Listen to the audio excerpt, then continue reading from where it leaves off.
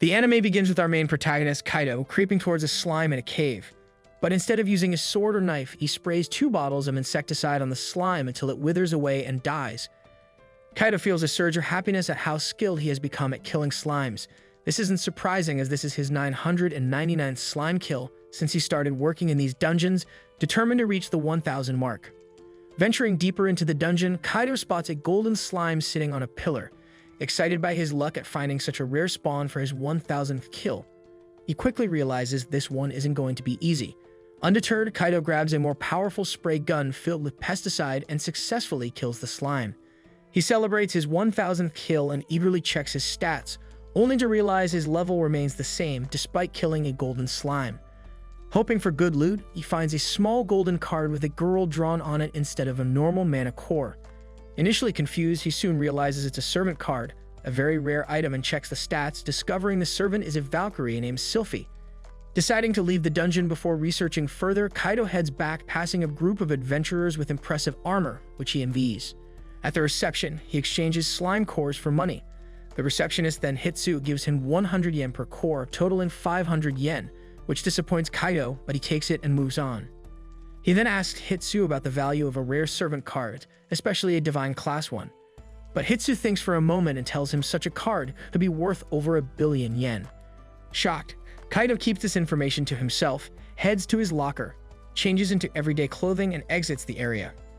It turns out the dungeon is part of an amusement park where people can get memberships to explore and find valuable items. Children in costumes talk about wanting to be explorers when they grow up, but Kaido is lost in thought about the card. While waiting for the train, he meets his friends Shinji and Hayato. On the train, Kaido tells them he's still stuck at level 3 and asks why they don't explore dungeons. Hayato then explains that 2 years ago, they encountered a goblin on the 2nd floor of a dungeon. Thinking it would be easy prey, the goblin ended up beating them all badly. Since then, Shinji and Hayato decided dungeons weren't for them and preferred exploring other attractions with their passes. Later that night, Kaido gets off the train, goes home, has dinner with his family, takes a bath, and goes to sleep. The next morning, he wonders whether to sell the card for 1 billion yen, which would buy him all the armor and video games he wants. However, his thoughts are interrupted by his friend Katsuragi, who asks where he was last night. Initially, Kaido lies, saying he was at a party with Shinji and Hayato. However, when Katsuragi asks them about the party, they end up giving different answers, like hooking up with your mother and bowling. However, Katsuragi realizes they are lying and asks if Kaido went to the dungeons again, but Kaido manages to lie convincingly and barely escapes. Later that day at school, he asks his friends what they would do with the servant card. They immediately reply that they would sell it, as it's worth a lot and you can't summon a servant outside of the dungeons anyway. Kaido then ponders whether to sell the card, but when he goes to the dungeons that day, he decides to keep it, wanting to become one of the strongest adventurers ever. Hiding from the camera, he takes out the card and calls forth Sylphie the Valkyrie to be his servant and follow his command. Suddenly, the card starts glowing, emitting a bright light that transforms into a huge woman with feathery wings and an ethereal form. She grabs Kaido and disappears. Confused, Kaido turns around to see a small Valkyrie in armor standing beside him. He asks who she is, wondering if a child got lost, but the Valkyrie replies that she is Sylphie, his servant from now on. Kaido's dreams of becoming a powerful adventurer shatter as he drops to the floor, regretting not selling the card. He pulls himself together and tells her they need to hunt some slimes. Sylphie senses something nearby, and Kaido decides to test her intuition, asking her to lead him to the creatures. She then easily locates the slime, and when Kaido asks if she can kill it, she immediately goes into action. Initially, Kaido wasn't expecting much from such a small girl, but to his surprise, Sylphie conjures a lightning attack so devastating that he fears the whole cave might collapse. Kaido then walks towards her, asking if she's alright, but she blushes and claims she's hungry. Remembering that servants eat mana cores, Kaido feeds her the core from the slime. She then thanks him and claims there are more slimes nearby. Kaido then asks if she can only detect slimes, and Sylphie replies that she can detect all monsters but feels hungry after each battle, needing to eat a mana core. Realizing this method is impractical for making money, Kaido devises a plan. He tells Sylphie to track down the slimes, which she happily does. Kaido then uses his spray bottles to kill them one by one. This efficient method allows him to save time by heading directly to the targets and neutralizing them with his insecticide sprays. After killing a bunch, he levels up to level 4 and gains a new passive skill called Slime Slayer, which boosts his stats by 50% when fighting slimes. Though initially disappointed with his new skill, Sylphie raises his spirits by saying that gaining a skill is an achievement in itself. Kaido smiles, thanks her for the help, and says he will return home as it's getting late. But Sylphie asks if he will summon her again soon, and he promises to do so as soon as possible. He then recalls Sylphie back to her servant card and heads to the reception to sell the mana cores. However, Hitsu is shocked, exclaiming that he broke the daily slime extermination record by a large margin. She asks how he did it, and Kaido lies, saying he just got lucky. He then takes his 15,000 yen reward and heads home. Later that night, he contemplates venturing to the second level of the dungeon. Despite his fear of goblins, he believes Sylphie's strength will help him defeat them. That night, he dreams of a childhood memory, sitting in front of the TV with Katsuragi, watching an interview with Katsuragi's dad, a famous adventurer. The interview fills Kaido with amazement and solidifies his desire to follow in the same footsteps. The next morning, he wakes up with newfound conviction and confidence. Equipped with a new sword and shield bought with his reward money, he heads to the second floor of the dungeon alongside Sylphie, determined to clear all the dungeons and become the most famous adventurer in the world. As they enter the cave and walk for a while, Sylphie notices something is wrong. She then asks Kaido if he's okay, seeing that he looks pale and is shaking. Terrified of the cave, Kaido lies, saying he's just excited. But when Sylphie senses a goblin nearby, Kaido immediately turns and starts running. Sylphie, confused, asks what he's doing, but Kaido lies again, claiming he has urgent work at home. However, he suddenly remembers Katsuragi's dad from the TV interview and stops, deciding not to give up on his dreams, and grabs his wooden sword. They soon find a goblin sleeping behind a giant rock, but Kaido is too scared to act and asks Sylphie to kill it. She quickly agrees and begins chanting her spell. Suddenly, the goblin wakes up ready to fight, but Kaido jumps in between with his sword and tells Sylphie he's changed his mind. He rushes towards the goblin but misses his strike as the goblin backs off. The goblin then attacks, trying to ram Kaido to the ground, but he blocks the hit with his shield at the last moment. Seizing the opportunity, Kaido rushes in with his sword, but the goblin blocks the strike, disarming him and jumping to give him back shots. However, Kaido falls backward, defenseless, but remembers his sprays. Quickly, he sprays the goblin's eyes, blinding it and giving him a chance to land the final blow. But as he retrieves his sword and rushes towards the goblin, he trips over a rock and accidentally stabs the goblin in the chest, killing it instantly. Sylphie congratulates Kaido, who is still terrified but relieved to be alive. He then grabs the mana core and a golden glow emits from him, telling that he's leveled up again. Checking his stats, he discovers a new skill called Goblin Slayer. Although he has mixed feelings about this seemingly useless skill, he decides to accept it and move on. They soon venture deeper into the cave, where another goblin attacks, but Sylphie uses a defensive barrier to block the attacks, while Kaido times his sword slash perfectly, killing the monster. Kaido then kills his third goblin using the spray bottle to blind it before delivering the final blow. However, Sylphie drags him to yet another foe, and Kaido kills this goblin with a sword strike to the head, ranking up to level 6. As they continue walking, Kaido asks if Sylphie knows anything about the dungeons, but she replies that she has no idea and that her sole purpose is to help her master. Deeper inside, they find their final goblin of the day. It attacks Kaido while Sylphie uses her lightning magic to destroy the beast. Kaido then feeds her the mana core before heading outside. He hands over the mana crystals to Hitsu, lying again that it was just a fluke, and then heads home. That night, his body was so sore that he's unable to move from his bed. The next morning, he drags himself to school, walking alongside Katsuragi, who immediately suspects he went to the dungeons. Kaido denies it, claiming he was just bodybuilding at the gym, which is why he's sore. In the classroom, Kaido tells Shinji and Hayato about his new adventures in the level 2 dungeons, including killing 4 goblins. They are surprised and skeptical, but Kaido insists he's telling the truth and says he's going deeper today. After school, he returns to the dungeons with Sylphie and explores the distant parts of the cave. They kill goblins again, and with great teamwork, Sylphie blocks attacks while Kaido lands the killing blows. When Kaido gets too tired, Sylphie finishes the monsters with her lightning magic. After another exhausting expedition, Kaido sleeps like a log. The next day, he upgrades to a Drake, which does much more damage to the goblins, but he's so exhausted, he ends up sleeping in class. Despite this, he continues his adventures, going to the dungeons day after day and killing goblins by any means necessary until he reaches level 10, a big milestone for him. This time, he gets a special skill called Divine Love, which boosts his stat growth at every level, depending on the amount of love and care a divine goddess shows him. He immediately decides to confess how happy he is to go on adventures with someone as cool as Sylphie. The next monster they encounter is a glowing skeleton, a creature they've never faced before. Kaido tells Sylphie to stay alert, and she deploys her magic barrier.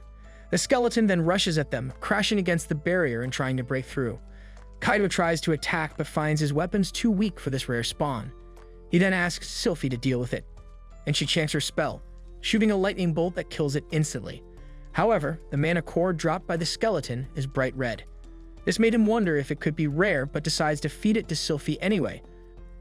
Later that day, Kaido goes to Hitsu with his loot and asks about the mana core dropped by the glowing skeleton. Hitsu then explains that it's a rare drop and can easily fetch upwards of 2 million yen. Learning that he could have been a millionaire, Kaido was devastated. Hitsu then tells him not to worry, as encountering it once means he might meet it again. That night, Kaido wonders about the lost money but decides it doesn't matter since he leveled up significantly.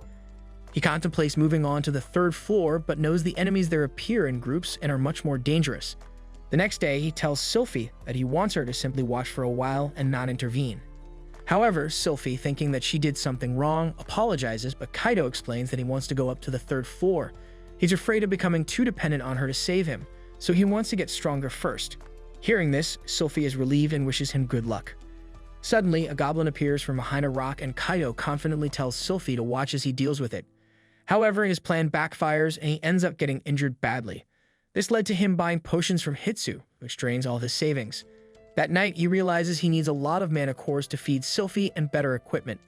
He decides to go back to square one and enters the 1st floor again to kill as many slimes as possible, gaining skills, levels, and mana cores. After several days of hard work in the dungeons alone, he finally collects enough mana cores to feel comfortable moving on to the 3rd floor. Before leaving the cave, Sylphie claims she senses a different kind of slime. Her intuition proves correct when Kaido spots a silver slime nearby. He immediately jumps into action and rushes the slime with his spray gun, but the slime is faster and dodges away. Thankfully, Sylphie is raiding nearby and uses her lightning magic to kill the slime instantly. To their surprise, the slime drops another servant card, an incredibly lucky find. Kaido then picks up the card and sees it's a demon rank card for a servant named Luce. He looks at Sylphie, who seems visibly upset by the card and soon realizes that demons and goddesses must not get along well. Despite this, he decides to follow his own wishes without consulting Sylphie and summons the demon servant right there. A huge red flame envelops them, and a large demon mommy emerges, flying straight through Kaido in her ethereal form, just like what happened with Sylphie. Soon he looks down and spots another summon, this time a demon with bat wings and horns. Kaido is devastated to see that Lucilia looks nothing like the beautiful mommy shown on the card. They soon introduce themselves, but Lucilia quickly thinks Kaido seems neither reliable nor smart. However, Sylphie isn't fond of her belittling their master, but Lucilia tells her not to worry as every demon is like this, and Sylphie reluctantly accepts this. Lucilia then asks about Sylphie, noticing she looks like a Valkyrie, but Sylphie confirms that she is Kaido's servant just like Lucilia, and looks forward to working together. Suddenly, Lucilia demands food, but Kaido refuses, saying she hasn't done anything yet. Sylphie then notices a slime nearby, and Lucilia smugly steps in to do her job. She uses an overpowered attack called Hellfire of Destruction to obliterate the slime, and Kaido feeds her the core. However, Lucilia demands more as she is not satisfied, but Kaido tells her he has no more cores. She calls him a cheapskate and begrudgingly uses her other attack, Breath of Erosion, on a goblin, practically melting it. But Sylphie and Kaido find it too gross to watch. Kaido then gives Lucilia the core, which she likes better than the slime core, and suggests exploring lower floors for tastier cores from stronger monsters. However, Kaido stops her, saying there are more monsters on the 3rd floor. Lucilia doesn't see any problem with this, but Kaido insists they need new weapons and supplies first. So Lucilia agrees to listen to him, especially after Sylphie tells her to obey their master. The next day, the three head to the 3rd floor. This time, Kaido has bought a crossbow as his new weapon. Sylphie thinks it suits him well, and Kaido mentions it was quite expensive, but Lucilia states that price doesn't matter. They then encounter two hellhounds and Kaido shoots at them but misses, causing the hounds to attack him. Sylphie quickly protects him with a barrier, and Lucilia takes out the hounds with Hellfire of Destruction. Kaido then feeds her a core, but she demands the other one as well. Kaido refuses again, saying he won't have any left if she eats them all. She isn't thrilled, but Kaido promises her an extra core if she kills more monsters. But she threatens to send him to hell if he breaks his promise, which scares him a bit.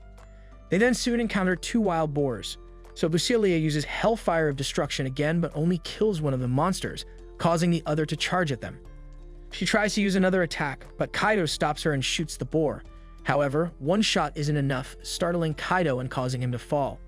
Sylphie then tries to help with her Divine Lightning, but before she can, Kaido kills the boar with another shot. She then praises Kaido, but Lucilia finds it lame that he was scared. Suddenly, Kaido notices he has leveled up to level 11 and Lucilia asks for magic cores again. Afterwards, Kaido exits the facility thinking he won't make any profit if he keeps feeding all the cores to his servants. On the way, he overhears a party of adventurers talking and learns that 3 girls in the party can make it to the 6th floor without any problems. The scene then cuts to Kaido thinking about this in class. He is sure their party can make it to the 6th floor as well if they work hard. He daydreams about advancing further into the dungeon and his classmates wake him up from his delusion. Kaido's classmates wonder how he can be so carefree given that even they don't have enough points to get into their school of choice. They soon find out that he is carefree because he hasn't decided on a school yet. However, Katsuragi overhears this and asks Kaido which school he will choose. Unsure what to say, he asks her school of choice first and she tells him she's going to Oka Academy, wondering if he will enroll there as well. Not having made a choice, he tells her that he will, making Katsuragi happy as they will go to school together again. Kaido wonders why she was so happy, and his friends decided not to tell him for his own good. The scene cuts to him in the labyrinth again, where the servants kill all the monsters they come across one by one. Unlike Sophie, Lucilia constantly asks Kaido for more cores, and he has no choice but to listen to her. Sophie isn't happy about this, but Kaido doesn't catch on. However, when Sophie looks at him, he asks if something is wrong, but she doesn't tell him anything. At home, Kaido notices his mother watching a drama on TV with a similar situation to his. Watching the drama, he figures out that Sophie is probably anxious because of the new servant Lucilia and fears this could lead to a duel between them just like in the drama. Thinking this would be devastating, Kaido wonders how to resolve it. The next morning, he meets Katsuragi on his way to school, and she notices that he looks tired. However, after talking to him, she finds out that he didn't sleep last night, so she asks if he has trouble and offers to help. He tries to tell her the truth but decides not to, instead informing her that his 2 friends have befriended 2 girls with different personalities and the quieter one doesn't like the one with the harsh personality. After hearing this, Katsuragi suggests talking to the quiet girl directly. Later in the dungeon, Kaido only summons Sylphie and tells her that he wants to talk to her alone. This causes Sylphie to blush but isn't thrilled to find out that he wants to talk about Lucilia. He then asks if she dislikes Lucilia, and Sylphie denies this, explaining that at first she found Lucilia scary, but now knows the demon didn't mean any harm and is actually a nice and kind girl. But Kaido insists on knowing if she has any problems, telling her she's important to him. Flustered, Sylphie admits she feels her master is too kind to Lucilia and wants him to be the same for her. This confuses Kaido as he thinks that he treats them equally, but Sylphie explains that Lucilia has been getting more cores and more of his attention. Kaido soon realizes Sylphie is jealous and agrees to give her as many cores as Lucilia, and to talk to her more from now on. Sylphie is glad to hear Kaido's reassurances, and later Kaido starts feeding both Sylphie and Lucilia the same number of cores. He compliments Sylphie for her well-timed attack on a monster, which prompts Lucilia to demand praise as well. Kaido also praises her, making Lucilia act smug. They then encounter a wild boar, which Sylphie takes out, causing her to level up in the process. Kaido soon notices her stats have increased significantly, and Sylphie is pleased. Lucilia then congratulates her, and not long after they encounter 3 hellhounds, which Sylphie defeats with a single attack. They soon fight another wild boar, with Sylphie defending everyone with a barrier. There, Kaido observes that her barriers are more durable now. Lucilia tries to attack the boar, but Kaido stops her, wanting to handle it himself. He then feeds Sylphie some cores, which annoys Lucilia as she didn't get to fight. But Sylphie softly asks Kaido for more cores, making him realize that leveling up has increased her appetite as well. That afternoon, he exchanges the cores for money, and the appraiser notes that Kaido has been bringing fewer cores lately, expressing dissatisfaction. The next day, Kaido kills 25 slimes on the first dungeon level, and Sylphie praises him, but Lucilia is unhappy about not getting to fight. Kaido explains that he can't save up magic cores if she fights too, so Lucilia questions why he summoned her, but Sylphie expresses her happiness to support Kaido. Kaido appreciates her support, making Lucilia happy, though she doesn't admit it openly. She then quietly agrees to continue supporting him. The scene then shifts to Kaido searching online for better gear, where he finds a carbon nanotube suit that is too expensive for his budget. In the dungeon, he finds a blue metallic slime, attributing it to his god's blessing. Expecting a servant card, he is surprised when it drops a magic orb instead. He soon explains that this orb can make him a mage and uses it, gaining the water ball skill. Excited, he finds a hellhound and asks Sylphie to cast a barrier, while also ordering Lucilia to attack if he misses. Sylphie quickly casts the barrier, but the water ball fails to harm the hellhound, so Lucilia defeats it. Upon seeing its performance, Kaido is disappointed by his magic's ineffectiveness.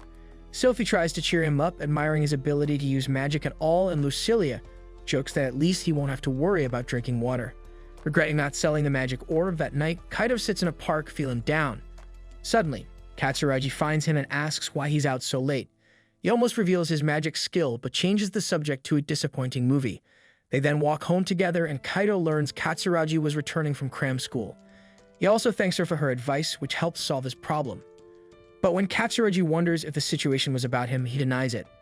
Upon hearing this, she leaves, and Kaido wonders if she was angry, thinking that she might be jealous like Sylphie. However, he soon dismisses the idea, thinking that it is unlikely. The next day, Kaido heads back to the dungeon to work on his water ball spell.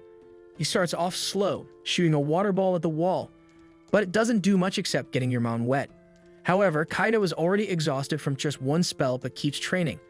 On his second try, he blasts the water ball as fast as he can, and both he and Sylphie are excited about it.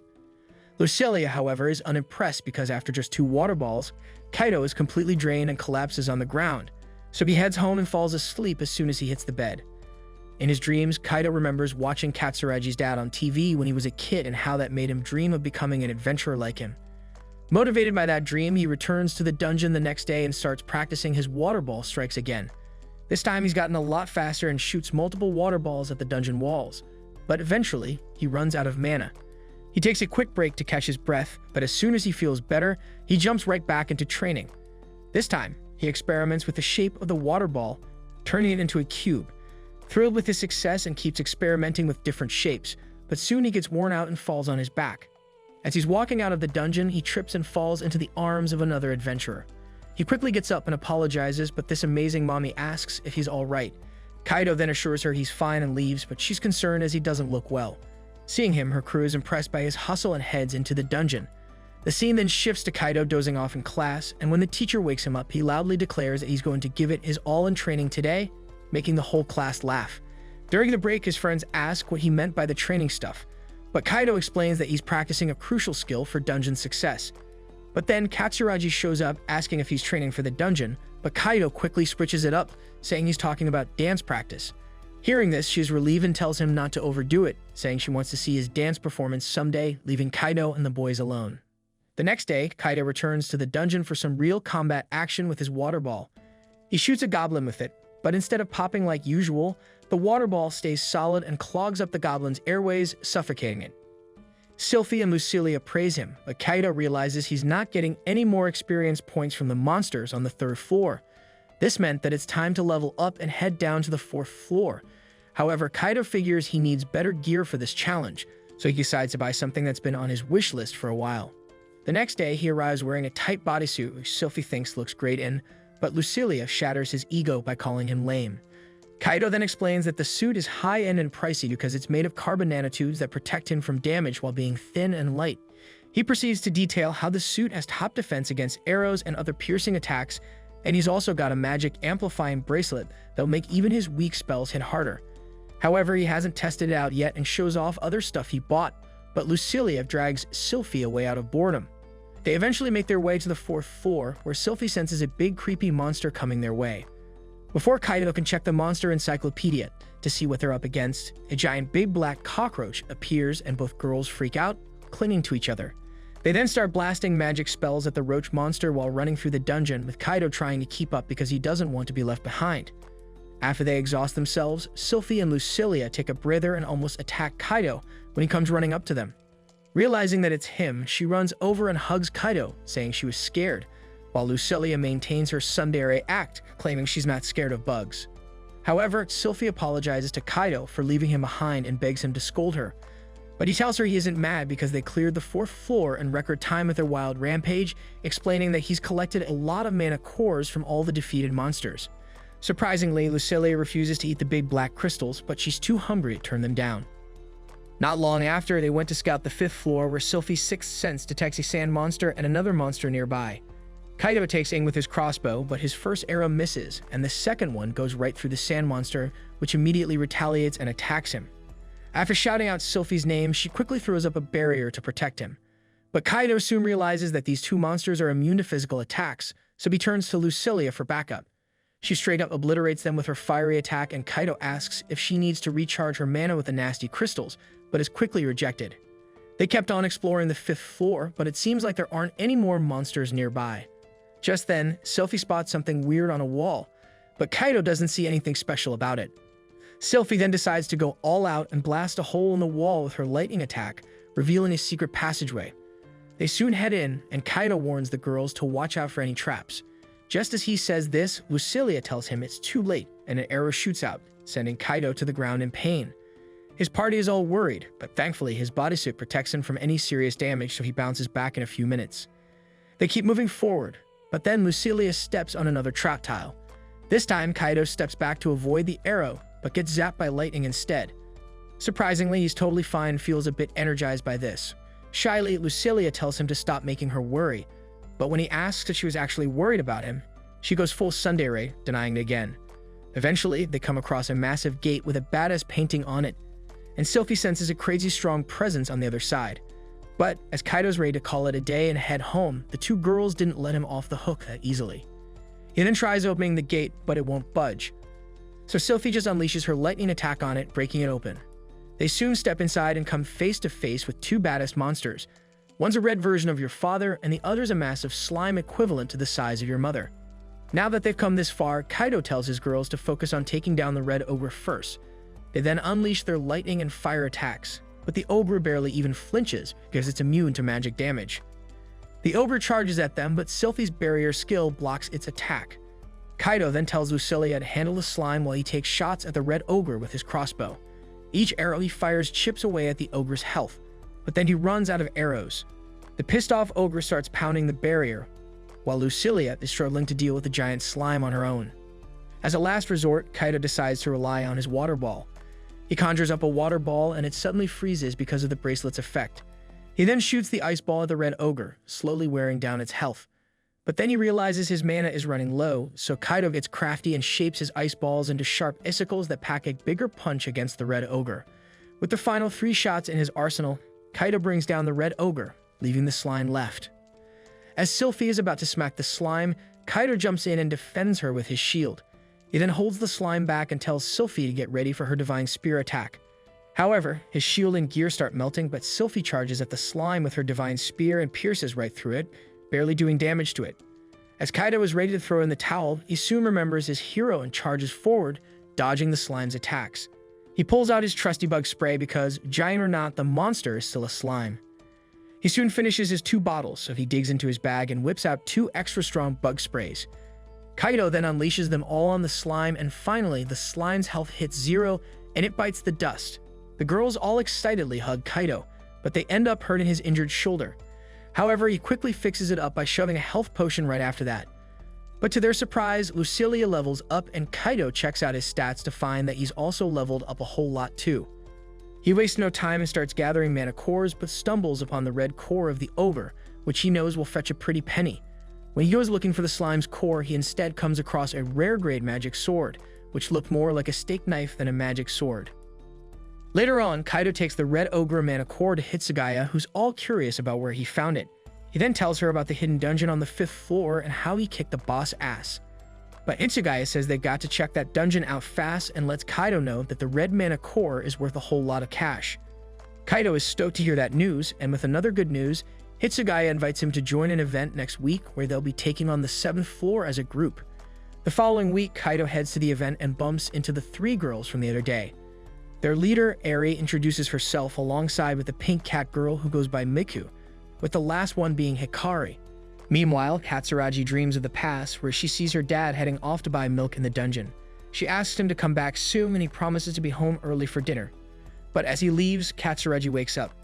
She then decides to go to her friend's house to study, but when she steps out, she wonders if Kaido is busy with dance practice or muscle training today. The scene soon shifts to the event participants lining up for teleportation. There, Kaido's crew is holding hands in the teleport circle, and suddenly, they find themselves on the 6th floor. Kaido is relieved they arrived safely, admitting it's only his 2nd time using the gate, the first being yesterday from the 6th floor to the ground. However, his teammates shared that it's the same for them, and they too were nervous. They soon meet a staff member who guides them to the stairs leading to the 7th floor, informing them that today's event will last 3 hours. Near the stairs, they spot a convenience store. Eri then asks Kaido if he needs anything, and Kaido, finding it convenient, decides to buy refills for his pesticide spray. His teammates, however, notice his heavy luggage, but he finds it odd they're traveling light. They explain it's because they have magic bags, shocking Kaido since those cost as much as a mansion. They then reveal their parents bought the bags for them, making Kaido realize they come from wealthy families. Eri then asks if Kaido has the proper equipment. However, embarrassed, he admits he's been gradually buying gear with money from selling magic cores. Meiko then points out he's only wearing a tight suit, and Hikari scolds her for being blunt. They soon gear up and head to the 7th floor, where they discuss the golem-type monsters that appear there. Suddenly, they spot shadows and quickly prepare for battle, but it turns out to be staff members cleaning the dungeon who encourage them before moving on. Not long after, Kaido shares that he's level 16 and learns that Eri is level 18 and Hikari and Miku are level 15. Meiko then also mentions Hikari's high MP, surprising Kaido since he has half that, finding her impressive. Soon, they encounter a stone golem and Eri instructs Hikari to use her magic while Miku protects Eri during the fight. Kaido is told to watch Eri's back, but she quickly defeats the golem on her own, impressing Kaido. Next, they face a bronze golem which Hikari traps with an earth wave spell. Miku's servant, Snatch, then dodges its attacks and uses a wind spell before Hikari finishes it with a fireball. Suddenly, an iron golem appears behind them. However, Kaido's crossbow is ineffective and Eri struggles to damage it. Hikari's fireball and Miku's snatch also fail, and the golem injures Snatch. Feeling cornered, Kaido thinks of summoning Sylphie or Lucilia, but drops a plate knife from his bag, remembering reading about a magic sword online.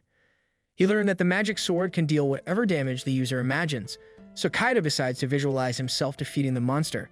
He asks Hikari to use Earthwave to trap the monster, which she does, immobilizing it, and requests Eri to distract the monster, and she launches a barrage of attacks. Kaido then attacks the monster from behind with a magic sword, imagining it exploding, and the monster indeed blows up. Later, they sit in a cafe discussing their dungeon exploration.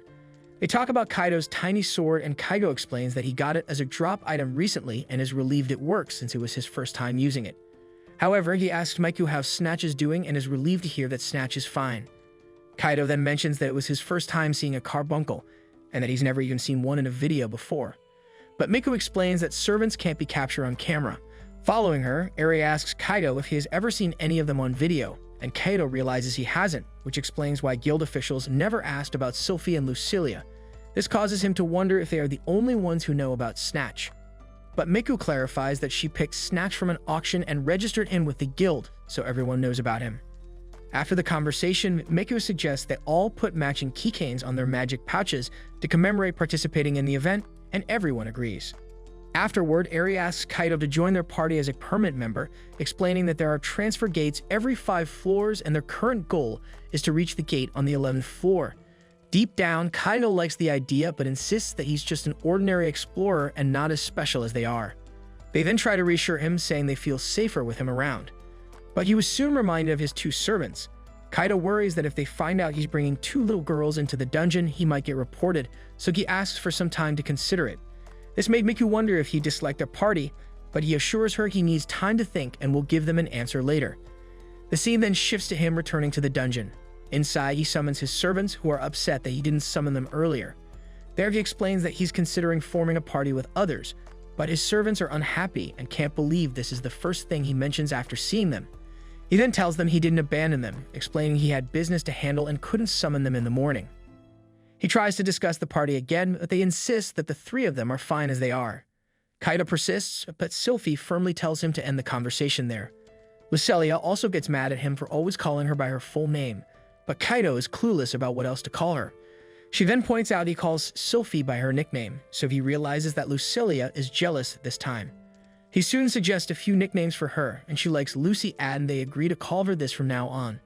The 2 of them then go ahead to explore the dungeon, and Kaido states that they still haven't cleared up the party issue if they ignore him. The next day, while going to school, Katsuragi asks Kaido if he practiced dancing over the weekend or did muscle training, and Kaido says he did both.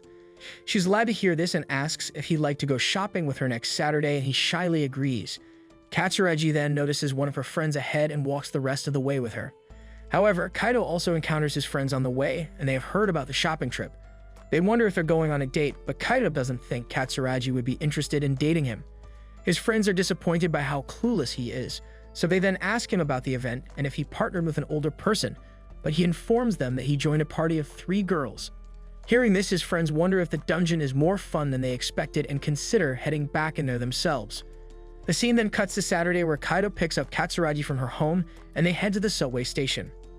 There, Kaido notices a broadcast of the dungeon TV show.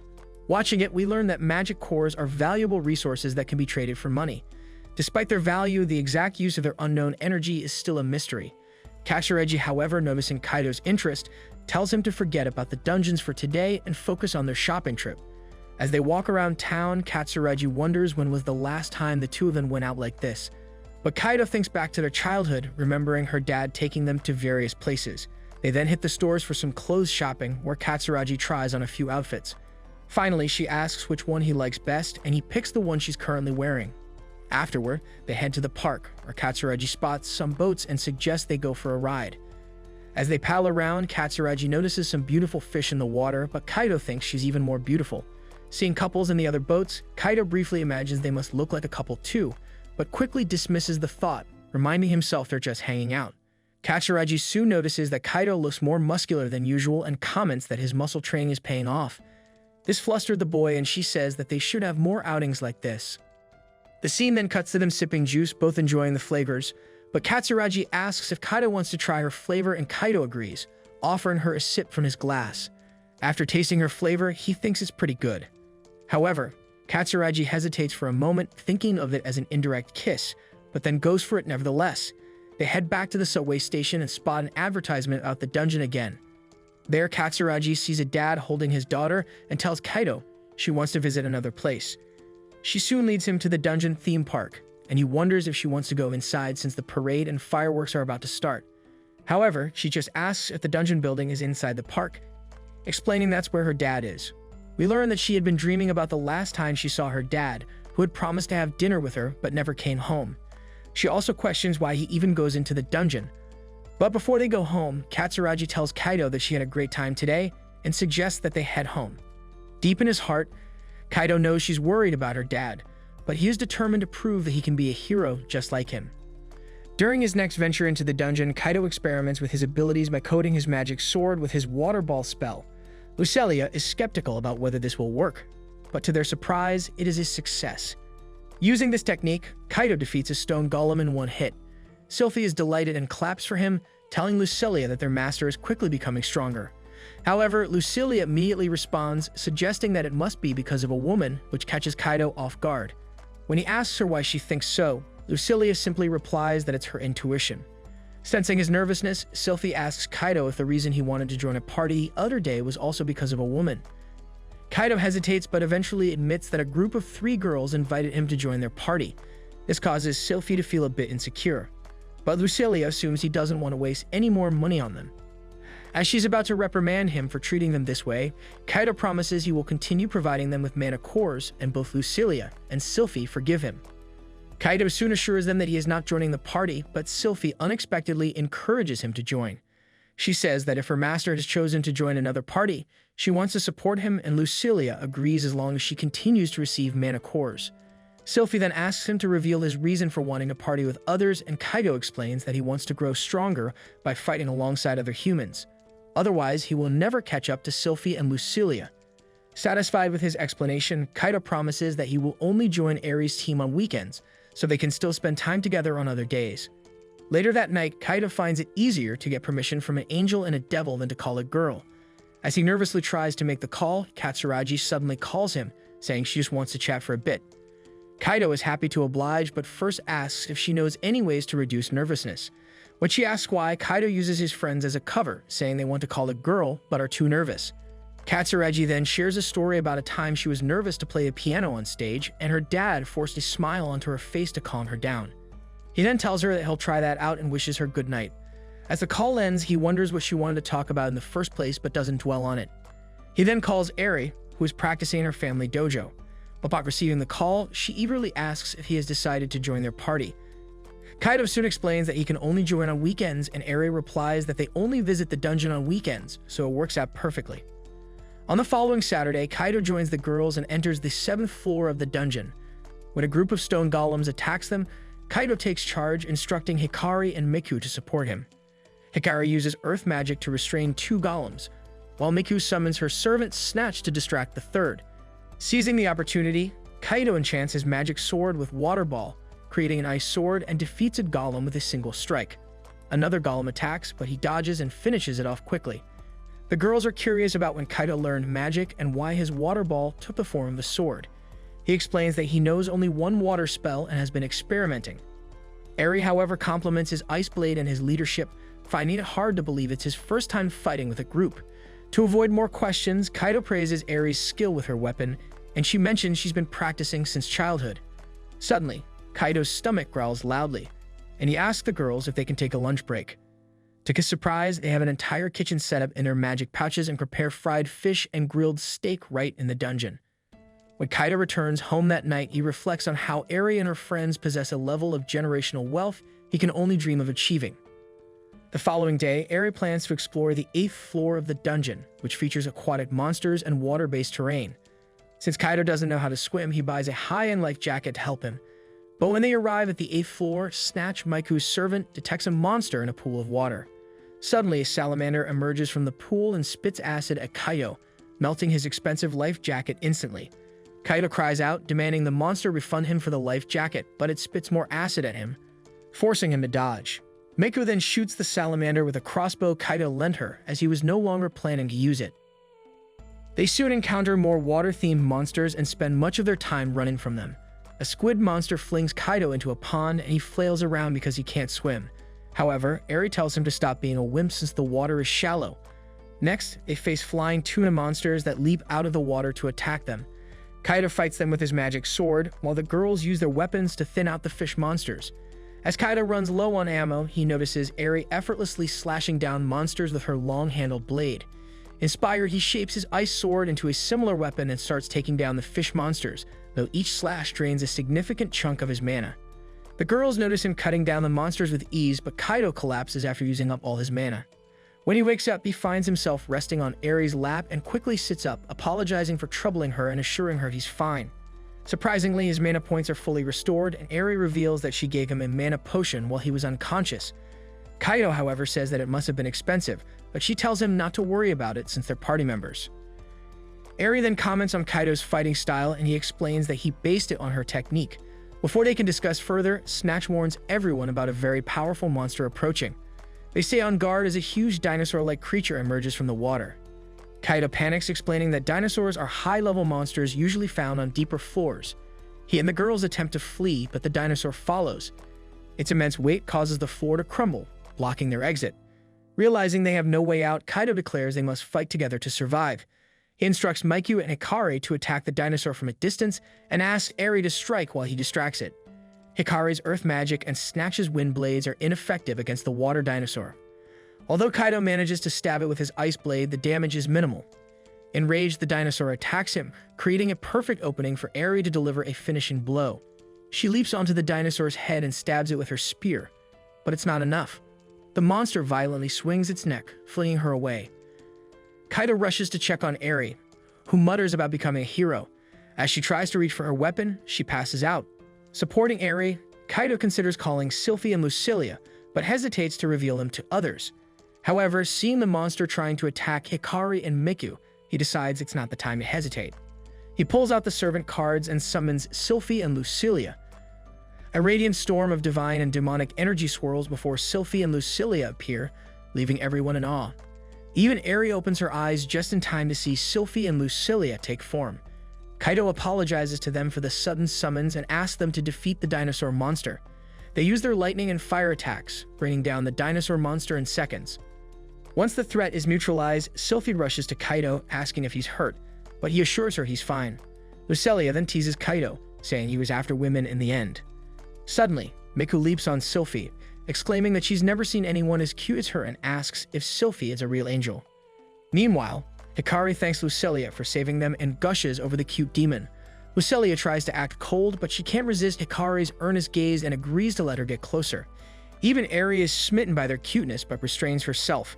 She asks Kaido if these girls are his servants, and he confirms.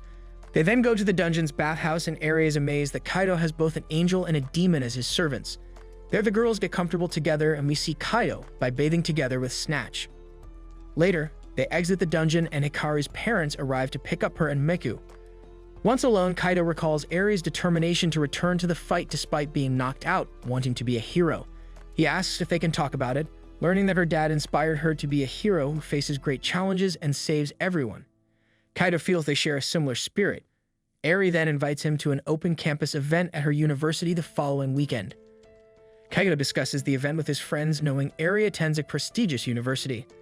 They suggest he invite Katsuragi instead of them, calling it their second date, but Katsuragi overhears her name and approaches her friend, asking if they were talking about her.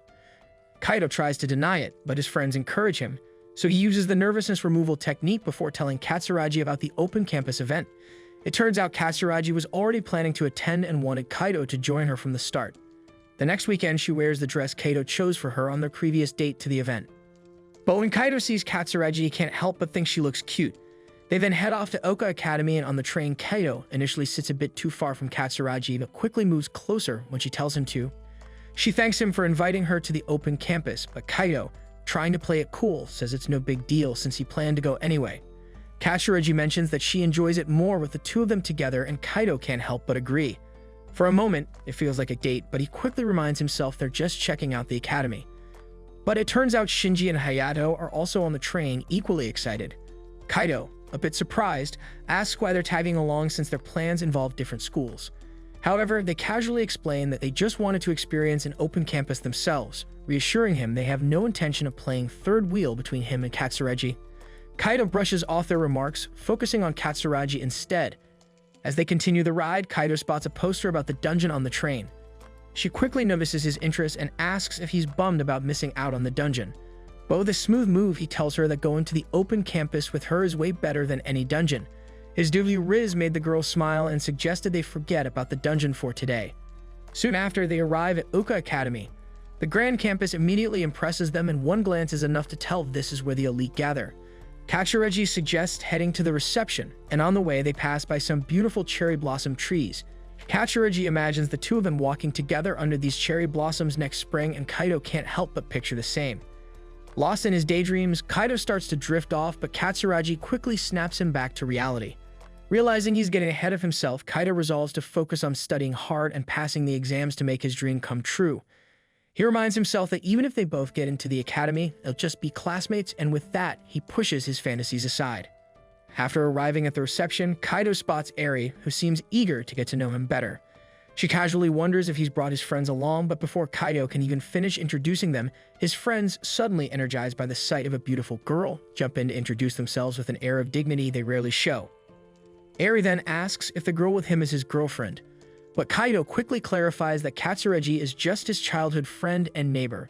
She then tells them to explore the campus on their own for a bit and mentions that she'll give them a proper tour when she's free from her duties.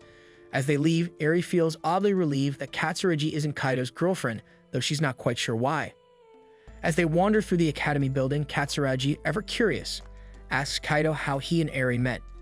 Kaido explains that they cross paths in the dungeon, and the temperature seems to drop as Katsuragi shoots in a cold look. The atmosphere gets even frostier when Kaido, without thinking, mentions that it was Eri who tipped him off about the open campus. Katsuragi, trying to keep her cool, spins the situation positively, saying that they should be grateful to Eri for giving them the opportunity to come here together. She reminds Kaido of his promise not to talk about the dungeon today, and though her tone is calm, the underlying anger is hard to miss. Sensing the tension, Kaido's friends quickly pull him aside, away from Katsuragi. They ask if Eri is the person he mentioned when he talked about forming a party, and when he confirms it, they can't help but feel a pang of envy, regretting that they gave up on being explorers. Putting their jealousy aside, they advise Kaido to watch what he says around Katsuragi, considering how concerned she was about his dungeon sessions. The group then continues their tour and makes their way to the auditorium, immediately struck by how much bigger it is compared to their schools. Katsuragi points out the electronic blackboard and mentions that students here even use tablets for their classes. Impressed, they also notice the sheer number of clubs available at the academy. Kaido also spots an advertisement nearby, and being the dungeon geek he is, starts to compare it to what they have in the dungeons, but his friends quickly shut him down. After checking out a few more spots, they head to the garden. The peaceful atmosphere wins them over, and Kaido's friends start to think that this academy is pretty amazing. It's too bad their grades aren't good enough to get in, but Kaido, the optimist, says he'll just have to study harder if he wants to make it here. His friends, though, are more concerned about how he'll afford the tuition. But Kaido starts to mention earning money through dungeon exploring, but catches himself since Katsuragi is there instead, says he'll get a part-time job. The four of them then take a moment to relax, and Katsuragi casually mentions how nice it would be to take breaks like this together between classes. Kaido agrees, letting his mind drift into a daydream about it until Mikyu and Hikari show up, snapping him out of it. They tell him that Eri mentioned he was here, and once again, his friends switch to Mommy Riz mode upon seeing the girls. Initially, Mikyu and Hikari spot in Katsuragi assume she's Kaido's girlfriend, but he quickly clears that up, just like he did with Eri. Kaido remembers that Mikyu is still a second year and Hikari a first year, making him wonder why they're even touring a college already. But Hikari says she wanted to check it out while she could, as it's a good opportunity. Katsuragi then asks how they know Kaido, and before he can even think of a response, the girls bluntly reveal that they're in a dungeon party with him.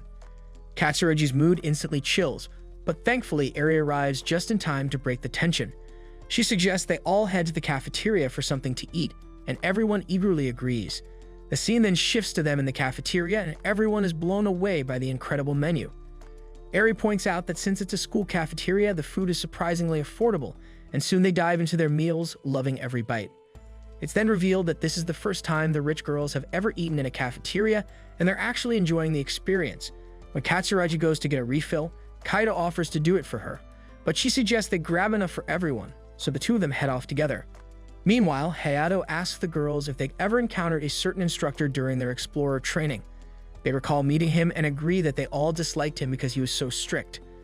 The boys nod in agreement, and Hayato starts to mimic the instructor's behavior, which gets a laugh from Hikari, who thinks he nails the impression, making him feel smug after the compliment. Miku then wonders if Shinji and Hayato are also explorers, and they admit they are, though only technically, since they completed the training but didn't pursue it further. Hayato mentions that the lectures were so long that Shinji kept dozing off, but Shinji quickly points out that Hayato wasn't much better. Hayato goes on to explain that's why they didn't know dungeon items are only effective within a 3 kilometers radius of the dungeon. He recounts how he once tried to use potions after getting hurt in a race, only to end up wasting all of them. Eri explains that this is the reason a theme park was set up within that 3 kilometers radius, and she mentions that all manufacturing and research of items and potions happen within that area. She adds that there are tons of rules and it's hard to keep track of them all, with the boys nodding in agreement. Shinji and Hayato soon chime in, saying at least the amusement park is fun, and Eri agrees, adding that the dungeon staff does an amazing job managing the park. As they continue chatting about how awesome dungeons are, Katsuragi overhears since she's standing right behind them. She and Kaido then hand out drinks to everyone, and she can't help but wonder why people are so obsessed with exploring dungeons. Afterward, they continue their tour and check out the swimming pool. A sight of the pool reminds him of the time Katsuragi saved him from drowning when they were kids. Mikyu overhears this and realizes that Kaido still can't swim, and Hikari feels a weird twinge in her chest, seeing him so close to Katsuragi. Mikyu is clueless about what's going on and asks Hikari about it, and Hikari admits it's a strange, unfamiliar feeling. They move onto the soccer field, and Hikari stumbles on the stairs, but Kaido is right there to catch her, leaving her blushing in his arms. She thanks him, and Eri throws in a compliment about Kaido's quick reflexes. Mikyu, not wanting things to get too awkward, reminds Kaido to put Hikari down, which he eventually does. Just then, a soccer player accidentally kicks a ball toward Mikyu's face, but Kaido, channeling his inner Cristiano Ronaldo, steps in and saves her. Both Mikyu and Hikari are left swooning, their hearts skipping a beat. Seeing this, Kaido's friends can't help but think he's pretty cool, and Eri suggests they head to the dojo next. At the dojo, Eri has a moment of self-reflection, wondering why she invited them there when it wasn't part of the plan. It's clear she just wants to impress Kaido, so she shows off her skills with a sword. After she finishes, everyone applauds, showering her with compliments. Eri, however, only cares about what Kaido thinks, and it dawns on her why she wanted to show off in the first place. As the day wraps up, Kaido and his friends get ready to leave the academy. Eri and the other girls exchange contact info, with Katsuragi offering help if they have any questions about the academy. Shinji and Hayato, not wanting to miss out, ask if they can get the girls' contact info too. They agree, and the boys are over the moon. Kaido and his friends thank Eri for the tour, and they head out, leaving with a lot more than just memories of the campus. On the train ride back home, Kaido is feeling pretty good about their visit to the academy, but his friends are way more focused on the girls they met. Hayato then asks Shinji which girl caught his eye, but they can't seem to pick just one. They start joking about how they should dive back into exploring dungeons, but Kaido quickly reminds them they're not supposed to be talking about this stuff, especially with Katsuragi right there. She gives them a smile, but anyone paying attention can tell it's got a bit of a sharp edge to it. Later, as Kaido and Katsuragi walk home together, he promises her that he's going to study hard so they can both make it into Oka Academy. She wishes him luck, but then, out of the blue, asks which of the three girls was his type. Kaido, caught off guard, insists he never really thought about it, though inside he's thinking that she is the one he likes. But he just can't bring himself to say it. Then Katsuragi brings up how Kaido was using everyone's first names today, but he doesn't get what she's hinting at, which seems to annoy her. Before he knows it, she's storming off to her house. Later on, Kaido is left scratching his head, trying to figure out why she got so mad. He thinks that maybe she was jealous of the other girls, but he brushes it off, thinking that can't be it. Then suddenly, he remembers another problem, thinking about how he's going to explain his mysterious absence to Sylphie and Lucilia tomorrow. Kaido is seen battling a slime in the dungeon, and he successfully defeats it using insecticides. He collects several slime cores, thinking they should be enough to sustain his two servants for a while, but Lucilia then asks about what Kaido was doing with Eri and the others the previous day. He explains that he was just on a school tour and wonders if she knows what a school is. However, Lucilia tells him not to mock her, though it's clear she doesn't actually know. Sylphie then steps in, explaining that a school is a place where humans study. Lucilia soon accepts that Kaido has his reasons, but she doesn't like being ignored. Kaido then apologizes and offers them 3 magic cores, but they aren't satisfied and demand 100 cores instead. As this conversation continues, Kaido notices a rare slime behind them and tries to warn them, but they think he's trying to trick them and don't pay attention. He insists, but Lucilia finds it irritating and takes out the slime without even looking at it. They then ask how he plans to make up for abandoning them. So Kaido offers 10 cores this time, which they accept, reminding him not to ignore them so much in the future. Afterward, Kaido notices that the rare slime dropped something called the Gloves of Force. He discovers that these gloves can exert an invisible force by consuming the wearer's energy. Kaido heads to the dungeon's 8th floor to test out the gloves. At first, he can't tell if they're working because the force is invisible. However, when he uses them on water, he notices slight ripples, indicating that the gloves are functional, though not very powerful. Lucilia dismisses the gloves as a worthless item, but Kaido tries to combine their power with his sword. The magic sword manages to split the water, and he realizes he can manipulate small objects at will. Eri and the others soon join him, and they agree to give their best effort today as well. Kaido thanks Eri for the tour the other day, mentioning it was fun and expressing his determination to pass his exams, though he knows he'll need to work hard. Hearing this, Eri offers to hold a study group for him, which Kaido appreciates. He asks if he can invite Katsuragi, surprising the girls, but Eri agrees. The others also decide to join the study group. Meanwhile, Kaido's servants notice that he's getting along better with the girls, and he hopes they'll continue to support him. Seeing the servants pouting, he wonders what's wrong, but they insist it's nothing, even though it's clear they're upset. He offers them some magic cores, which they eat while still pouting, much to the girls' amusement. The group then proceeds to the 9th floor, where Eri warns everyone to be cautious since it's their first time there. As they enter, Sylphie senses a powerful enemy, making Kaido wonder what they should do, but the girls insist they must continue. Kaido then notices there are no alternate routes, so they move toward the monster. However, Lucilia assures them that she'll handle things if it gets dangerous, and Eri reminds them they can always retreat if necessary. Soon they encounter the monster Sylphie sensed, a fearsome Orthros. Lucilia is surprised to see such a powerful creature on the 9th floor, and Kaido agrees, noting that an Orthros shouldn't be this far down. He suggests they retreat, and Eri agrees, but before they can, the monster spots them and attacks. Sylphie shields everyone with her Iron Maiden wall, while Hikari traps the Orthros with her Earthwave spell. Lucilia attacks with Hellfire of Destruction, but the spell barely affects the creature, which retaliates with its fire breath. The barrier protects them, but they still feel the intense heat. Lucilia then uses Breath of Erosion, but the monster remains unscathed. Miku also commands Snatch to attack, but its efforts are also ineffective. Seeing this, Kaido starts strategizing, telling Lucilia to attack while he distracts the monster. Lucilia strikes its belly with Hellfire of Destruction, but even this isn't enough to defeat it. Kaido instructs Sylphie to use her Divine Spear in conjunction with Lucilia's Hellfire of Destruction. They attack together, but the resilient beast refuses to die. The Orthros lunges at Kaido, but he dodges, and Eri and Miku unleash their attacks. The monster tries to counter with its fire breath, but Kaido uses his magic sword combined with the Gloves of Force to injure it and blocks its mouth with a water ball, preventing it from using fire breath. Finally, they all work together to launch a combined assault, and after a fierce battle, the Orthros is defeated. Relieved, the group celebrates their victory, but the girls are exhausted and suggest resting before moving on. Kaido praises his servants for their hard work and rewards them with some magic cores. Lucelia remains puzzled as to why an Orthros was on this floor, and Sylphie senses another powerful presence nearby. Suddenly, a demon appears, unsurprised that his dog was defeated, but Kaido and the others quickly realize that he was controlling the Orthros. However, Lucelia notes that the demon is quite strong, and the demon then declares that none of them will escape, casting a spell called Darkmare. Sylphie defends with her barrier as the demon swiftly dashes towards them, but the barrier holds firm. Kaido can't even see the demon's attack, and realizing the potential danger, hands Sylphie some magic cores, urging her to maintain the barrier at all costs. The group launches a combined attack from within the barrier, but it barely affects the demon. Lucelia then suggests that Sylphie might need to go on the offensive if things continue like this, but Kaido worries about the safety of his party. They assure him they'll be fine, and Eri confidently claims she can handle the demon's sword, no matter how fast it is. Trusting them, Kaido gives the sign and Sylphie lowers the barrier.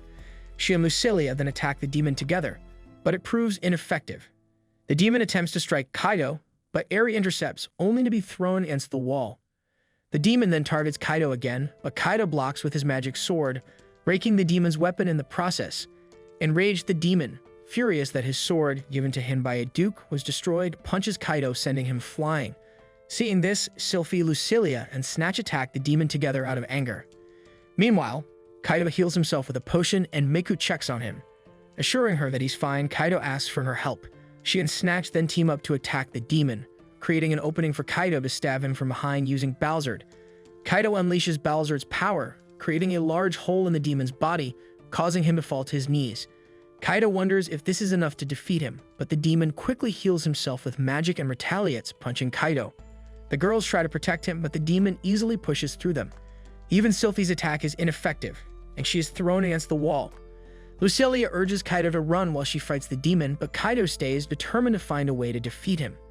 Desperate, Kaido remembers Lucelia's skill, Beauty of Gluttony, which allows her to temporarily power up by consuming her contractor's HP. He asks her to activate it, and she reminds him that it requires consuming his life force. Kaido insists it's their only chance for survival. Reluctantly, Lucelia reveals her true form by devouring Kaido's HP. Kaido notices that she has grown into her mommy form, and Lucelia explains that her level has been restored, but this isn't her complete form. She confidently states that it's enough to defeat the demon. The demon, unable to recognize her, carelessly attacks, but his attacks have no effect, leaving him terrified. He attacks again with the same result and finally asks who she is.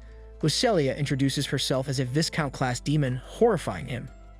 Despite his attempts to change his approach, she remains unforgiving for the harm done to her friends.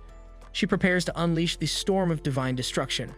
And the demon, realizing the gravity of the situation, wonders about her origins, as such an attack is beyond a Viscount-class demon. Lucelia then destroys the demon with her attack. After the battle, Kaido asks Lucelia to cancel Beauty of Gluttony as he is reaching his limit, but she hesitates, having just regained her mommy form. She teasingly asks Kaido what he thinks of her appearance. He insists that this isn't the time for such questions, but she refuses to cancel the ability until he answers. Reluctantly, Kaido compliments her mommy form. But Lucelia then asks if he will treat her as kindly as he does Sylphie, and when he agrees, she finally cancels the ability, sparing Kaido from the brink of death. They'd all heal up by drinking potions, and Kaido notices he has leveled up to 18, with an HP increase of 8 points and a new skill, Slight Pain Resistance. The girls have also leveled up, and Kaido acknowledges that this was inevitable after the day's events. Before heading back, Kaido checks the loot and finds Orthro's magic core, which is the largest he's ever seen. Maiku and Hikari search for something in the dungeon, but it's not what they need. Kaido also finds the demon's servant card and wonders what to do with it. Eri and the others leave the decision to him, as he and Lucelia were the ones who defeated the demon. Lucelia and Sylphie suggest selling the demon, but Kaido thinks he might be useful since he was stronger than his current servants. He summons the Baron-rank demon named Berulia, but is disappointed when Berulia appears in child form, just like the others. Kaido asks why Berulia is so small, and Berulia explains that his level has been reset.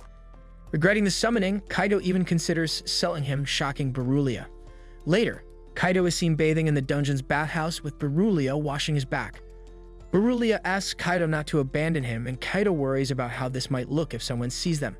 Berulia then asks if they'll stay together, and Kaido, trying to stop the back scrubbing, assures him they'll be together forever.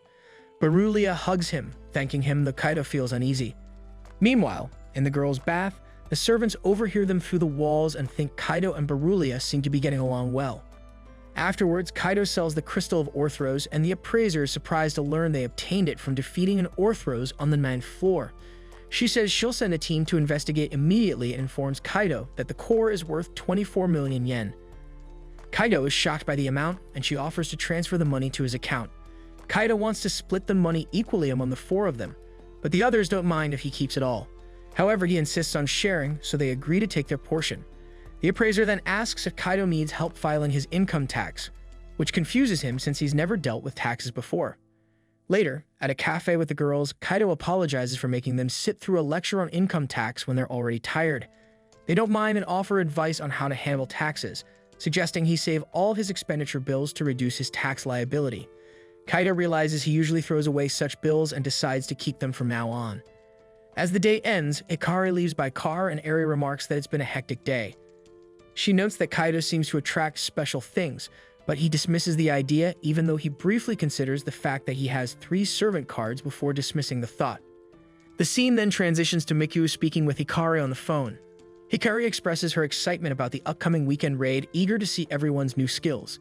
Miku advises her not to push herself too hard and suggests taking some time off if needed. Hikari assures her that she's fine and doesn't want to waste time resting.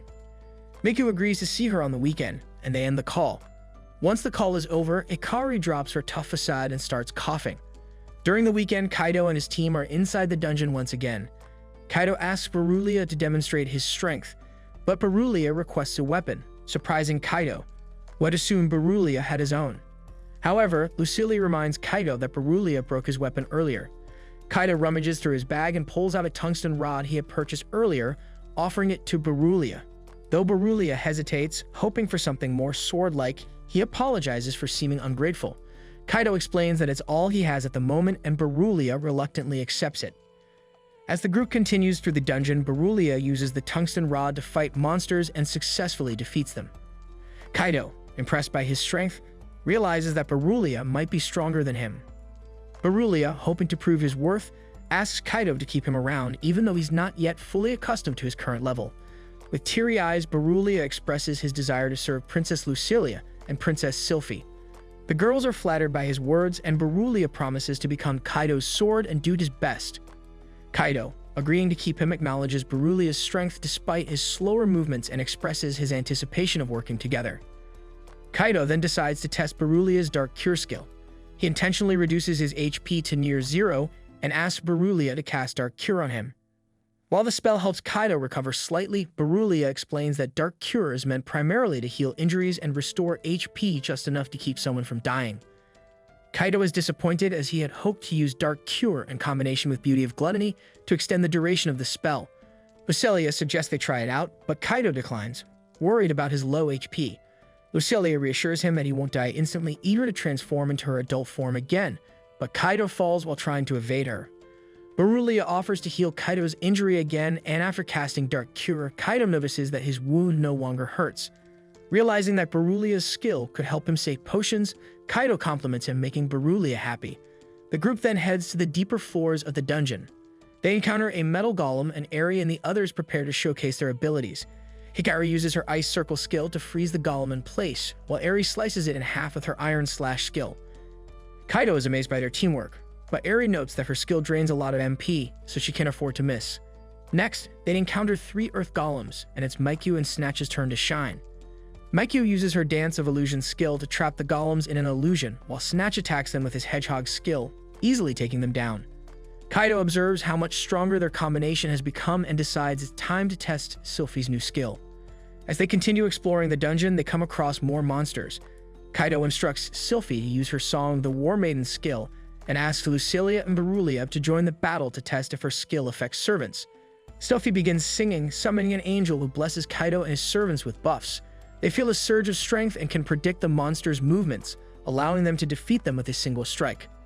After the battle, Lucilia tells Kaido she felt her power increase, although it wasn't as strong as Beauty of Gluttony. Kaido was pleased that the skill works on servants, but Berulia admits he didn't feel any difference. Eri speculates that the skill's effectiveness might depend on trust levels, disappointing Berulia. However, the others encourage him, and he vows to build trust moving forward. Berulia, once a rear guard, now aspires to knighthood and to improve his swordsmanship. He mentions that he could do even more with the proper sword. Kaido steps away briefly and returns with a bastard sword.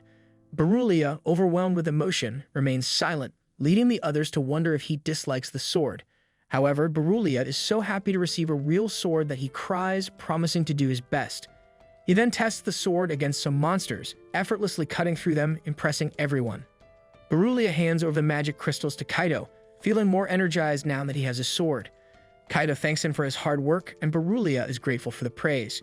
Kaido then wonders if Berulia could teach him swordsmanship, and Berulia agrees, suggesting they start immediately. Kaido, however, has to leave early and declines, which prompts Sylphie and Lucilia to ask why. Kaido doesn't want to go into details, but Eri reveals that they're having a study group at her house tomorrow. The servant girls pout and Kaido apologizes, promising to return soon.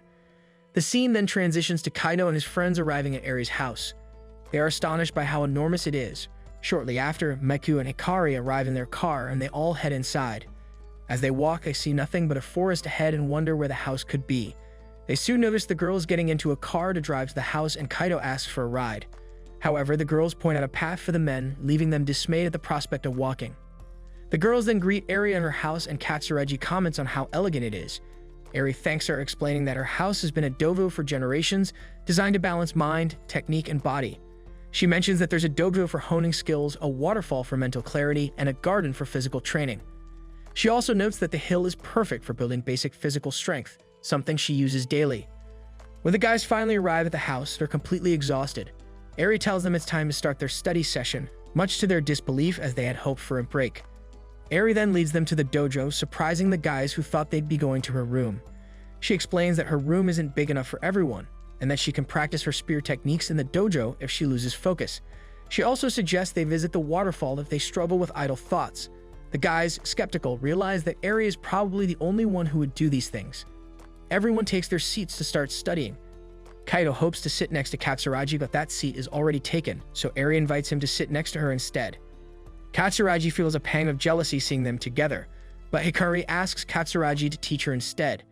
Kaido thinks that Katsuragi will do a great job teaching Hikari since she's always been caring and kind. His friends tease him in the background, saying he knows Katsuragi well and that she's cute. This makes the other girls jealous, but Kaido clarifies that he and Katsuragi are just childhood friends. After this, the girls find it hard to focus on studying, and Eri suggests they go to the waterfall. The boys are hesitant, considering it's winter, but the girls agree to the idea, and Kaido's friends, seeing the girls' enthusiasm, decide to join as well. Kaido checks on Katsuragi, who assures him she's fine, and he can't help but notice how cute she looks with wet clothes. The scene then shifts to everyone leaving Eri's house at night. Shinji and Hayato complain that they've forgotten everything they learned due to the cold waterfall, while the girls say they had fun and suggest doing it again.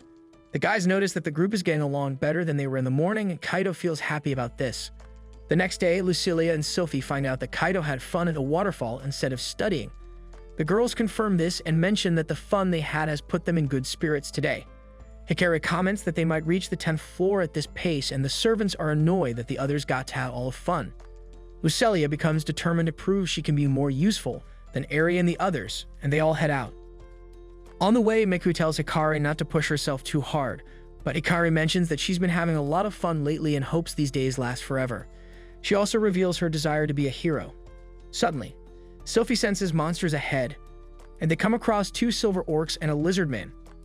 Kaido instructs Sylphie to sing the War Maiden song, which grants everyone a buff. Hikari freezes all the monsters with her ice circle, while Berulia attacks the lizard man, and Eri and Kaido take down the silver orcs. More monsters appear, and Miku and Snatch defeat them with a combined attack. Eri takes on some monsters as well, with Kaido and Berulia handling the rest. After defeating all the monsters, Kaido is surprised at how easily they handle the monsters on the 9th floor. Lucilia, frustrated that she didn't get to do anything, expresses her desire to be useful too. Kaido calms her down and feeds magic crystals to all his servants. Hikari hopes they can continue having fun like this. The group then reaches the stairs leading to the 10th floor. Kaido wonders if they should proceed, and Hikari enthusiastically leads the way. However, she suddenly starts feeling unwell and collapses.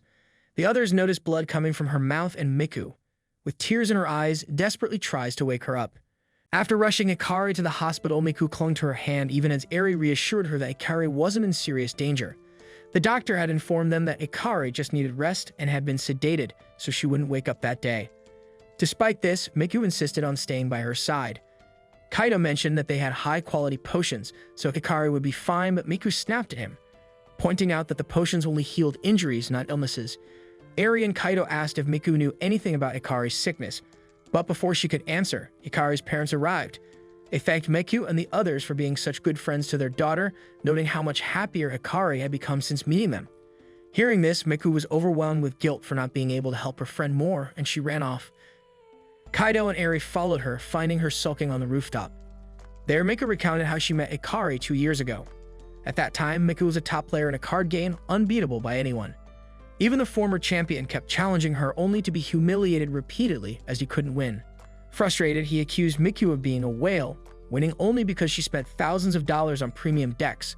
Miku retorted that it wasn't the cards, but her strategy that made her a good player, something he would never understand.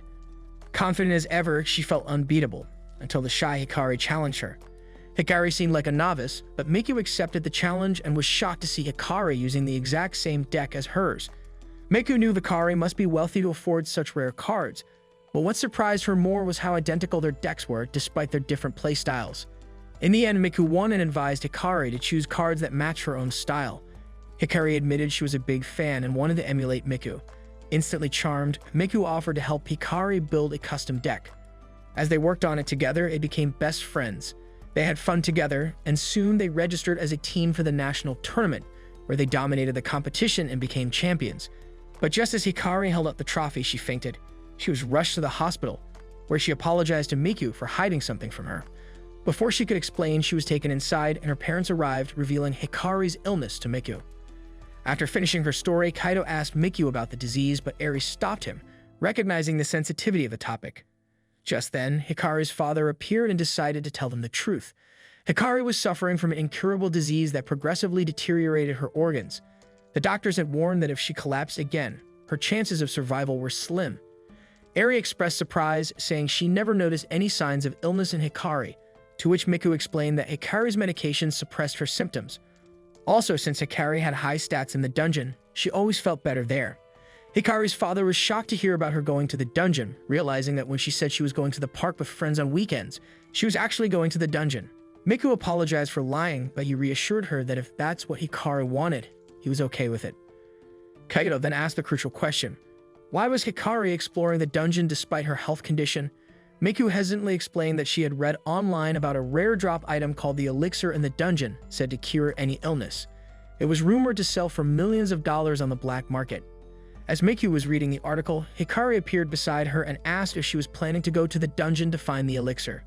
Miku tried to deny it, but Hikari could see right through her. Smiling, Hikari insisted on going with her. Miku warned her about the dangers of the dungeon and the uncertainty of finding the elixir, but Hikari was determined, arguing that it would be safer for both of them to go together and that the elixir was meant for her anyway. Their argument escalated until Miku suggested they go outside to cool off. Hikari then said that if they found the elixir, it could help scientists develop cures for every disease in the world, emphasizing the importance of their mission. In the end, Miku couldn't refuse her, and they decided to enter the dungeon together. Everyone was taken aback by Miku's story, and she became somber, expressing how Hikari always thought of others despite being sick. She apologized to Hikari's father again, but he just thanked her, saying she had done a great favor by going to the dungeon with his daughter. Miku was moved to tears, replying that she was just doing what she could. Kaido felt a sense of deja vu, as if he had heard those words before. Miku then declared that she would be Hikari's hero, turning to her friends to apologize for keeping Hikari's condition a secret. Eri reassured her, saying she understood and volunteered to join them in their quest to find the elixir. Miku was a bit discouraged, doubting its existence, but Eri insisted they just needed to believe it was real. Seeing them getting emotional, Kaido reminded them that he was also part of the team. He admitted that he had always thought the elixir was just a myth, but after hearing Miku's motivation, he wanted to prove himself wrong and find it. Eri suggested they delve deeper into the dungeon tomorrow, reasoning that the monster that drops the elixir should be on the lower levels. The next day, they ventured to the 10th floor of the dungeon, facing off against camel monsters. Kaido immediately instructed Sylphie to sing a song that would boost everyone's abilities. He then directed Miku to attack from the left, Eri from the right, while he prepared to face the monster in the middle. However, Berulia stepped forward, requesting to take the lead in battle. Lucelia also wanted to help but got upset when Kaido assigned her to backup. As the camels approached, Kaido ordered everyone to scatter. Maikyu used her pedal dance to confuse one of the camels, allowing her servant, Snatch, to take it down with sharp needles. Eri charged up her new skill, defeating another camel in a single strike. Meanwhile, Berulia sprinted towards a camel and effortlessly defeated it, presenting its mana core to Kaido, stating that the elixir didn't drop. Kaido replied that such a powerful medicine wouldn't drop easily, and that they'd have to defeat many more monsters to find it. Sylphie and Lucelia, now aware of Hikari's condition, expressed concern, regretting that they hadn't noticed her life-threatening illness earlier. As Miku took a break to drink water, she complained about the intense heat of the desert floor. Kaido agreed, then checked on his servants, asking if they were affected by the heat. Both Sylphie and Lucelia assured him that they had endured much worse. Berulia, feeling left out, became jealous that Kaido only asked the girls. Suddenly, he sensed something approaching and warned Kaido to move aside. Kaido asked what was happening, and Sylphie quickly alerted him to something beneath his feet. Out of nowhere, a sandworm erupted from the ground, wrapping around Kaido. Miku stepped in, using her peel dance to confuse the monster, causing it to release Kaido. Lucelia thought it was finally her moment, but Berulia beat her to it, slashing the monster for daring to attack his master. Lucelia, annoyed that Berulia stole her chance, scolded him and threatened to send him back to hell. Later, they visited Hikari in the hospital and shared their adventures with her. She joked about wanting to see Kaido rolled up like a burrito by the sandworm, but he assured her it wasn't worth watching. She also wanted to see Lucilia's pouting face, and her friends confirmed that Lucelia did indeed look cute. Hikari expressed her eagerness to get discharged so she could join them in the dungeon again. Miku just smiled and nodded in response, but once they were outside, she broke down in tears, questioning how Hikari could smile in her condition. Miku knew Hikari was fully aware of how dire her health was. Soon after, Hikari's parents arrived to pick her up, and Eri joined them in the car, telling Kaido that she wanted to become someone who could protect everyone close to her. He assured her that as Hikari's dear friend, she would do everything she could to protect her. Kaido was struck by a sense of familiarity, as if he had heard those words before. Later, Kaido received a call from Katsuragi asking about Hikari's condition. Not wanting to worry her, he hesitated to tell the truth, but then a memory from their childhood surfaced. He recalled an incident where Katsuragi cried because her father had lied to her. Her father had promised not to go to the dungeon again, but broke that promise, explaining that someone had to explore the dungeon and uncover its mysteries to help others. He said he wanted to be that person, which is why he was doing everything he could to become a hero. Remembering those words, Kaido told Katsuragi he would call her later, then headed back to the dungeon. Lucelia asked why he returned, and Sylphie warned him of another monster beneath their feet. As the ground suddenly sank, they realized it wasn't just a sandworm this time. A giant sand crab emerged. Determined, Kaido decided to fight it, resolute in doing whatever it took to help his friends and become a hero. This then marks the end of today's anime recap. If you enjoyed the video and want more of it, please support the channel by leaving a like and subscribe. Let's help us reach our current goal of 20,000 subscribers.